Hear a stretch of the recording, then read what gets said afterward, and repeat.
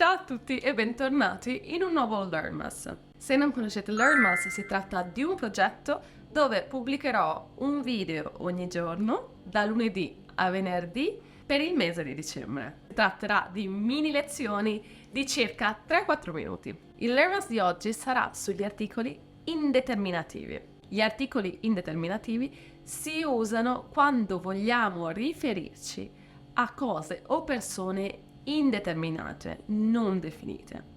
In inglese si traducono molto spesso con a o an. Iniziamo ad impararli. Come ho fatto per gli articoli determinativi, inizierò dall'articolo che si usa per le eccezioni. Il primo articolo che vedremo è infatti l'articolo 1. 1 si usa di fronte a tutte le parole maschili singolari che iniziano con x, y, z, gn, pn, ps o s più consonante. Lo usiamo anche con parole che iniziano con i seguita dalla vocale. Facciamo un esempio. Psicologo. Psicologo inizia con ps. Per questo motivo dobbiamo utilizzare uno psicologo. Uno psicologo. Vediamo il secondo articolo indeterminativo, che è l'articolo un. Un si usa in due situazioni. Si usa con le parole maschili singolari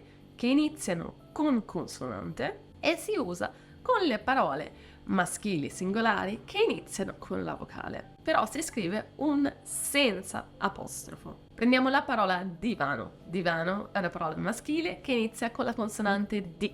Per questo motivo utilizziamo un divano, un divano. Prendiamo adesso una parola maschile che inizia con la vocale. Prendiamo la parola orto. Orto inizia con la vocale O. Per questo motivo utilizziamo un orto, un orto. Come vi dicevo, un va scritto senza apostrofo. Specifico questo perché tra poco vedremo quando dobbiamo utilizzare un con l'apostrofo. Seguiamo con l'articolo indeterminativo una. Una si usa di fronte a tutte le parole femminili singolari che iniziano con una consonante. Prendiamo la parola scarpa.